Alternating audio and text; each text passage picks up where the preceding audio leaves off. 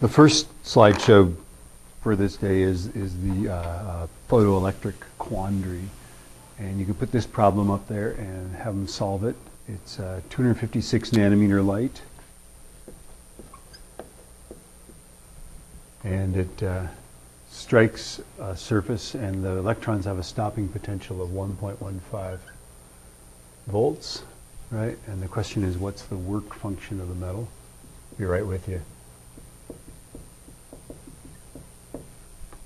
And there's two hints, and the two hints are this formula right there, and then the basic idea with photoelectric effect is that the photon energy is the work function plus the kinetic energy of the electron. Are you going to finish your test? All right.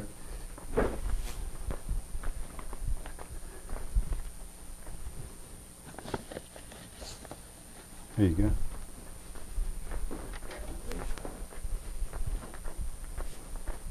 And so your key to happiness on these problems is to get everything into volts and electron volts.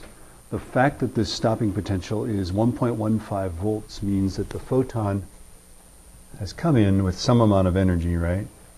And it struck that electron, and it, when it flies off, right, it's got a kinetic energy equal to, since it's an electron, 1.15 electron volts. That is, the electron flies off of here, right, and has so much energy that it takes a potential of 1.15 volts to stop it, right?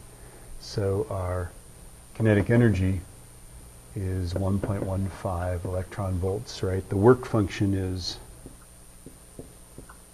we don't know, okay? And then the energy of the photon we can get from this, right? So the energy is hc over lambda, so that's 6.626 e minus 34 joule seconds times 3.00 E8 meters per second divided by 256 E minus 9, right? And that'll of course be, this is meters, this will all work out into be joules, right? Because the meters cancel, the seconds cancel, you end up with joules. And we don't want joules, we want electron volts. So 6.626 E minus 34 times 3E8 divided by 256 E minus 9. Okay.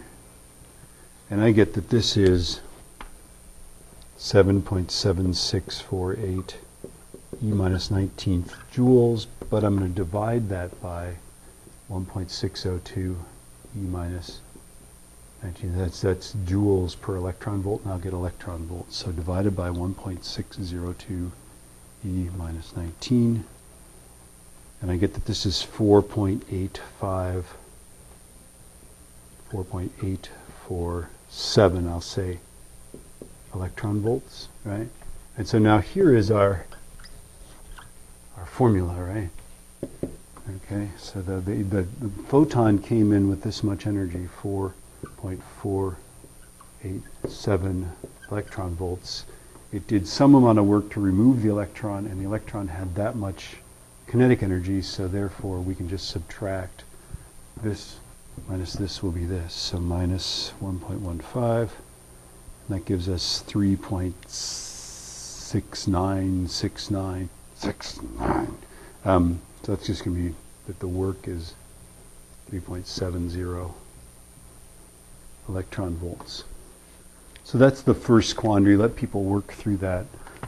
The next thing, and there's a solution, but you should work it out for them because it's kind of boring to hit the right arrow. The next thing is this. This is crucial. IB loves this. I've got this on the test, and that's a sort of a matrix of the two different models of light.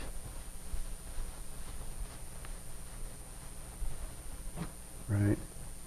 So if we're talking about light, color is one dimension, brightness, right?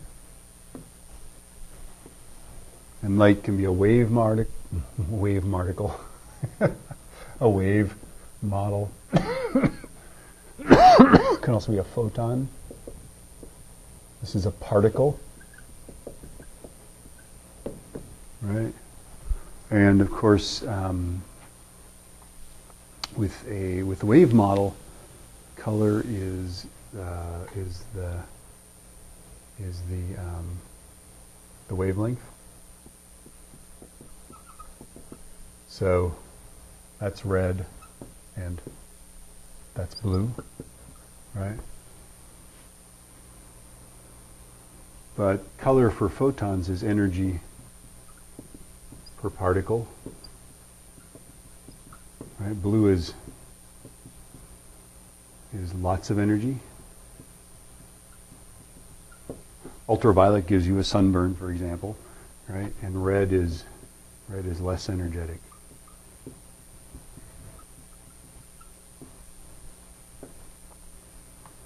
Right? Brightness in the wave model, dim is like not very big amplitude, bright is, right?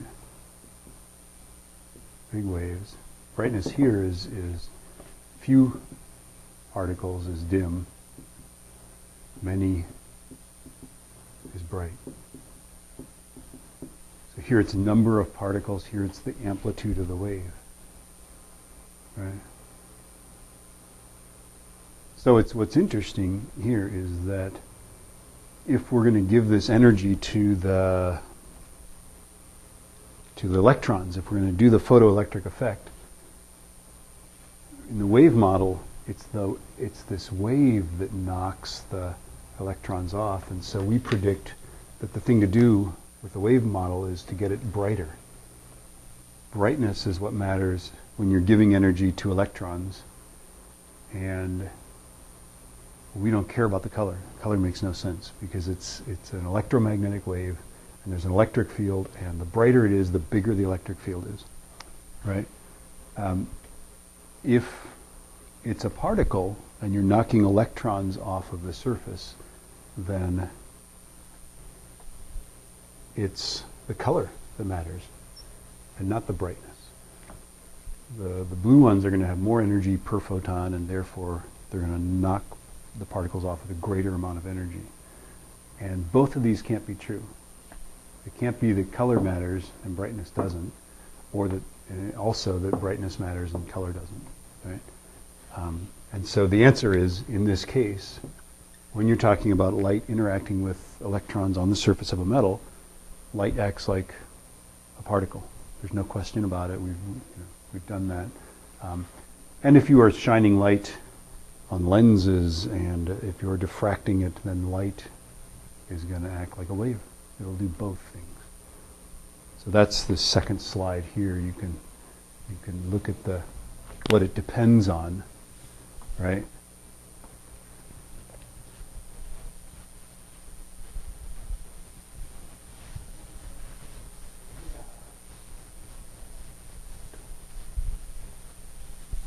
Why is that not erasing so well?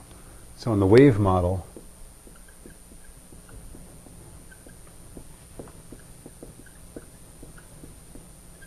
right, the energy that you have in the wave model depends on amplitude, is independent of color, right? And the photon model depends on color, is independent of amplitude. Yeah? Just the key concept there is, what does the energy of the wave depend on? And for the wave model, we think it's amplitude. For the photon model, it depends on the color, right? For the photon model, we think that color affects the energy per photon.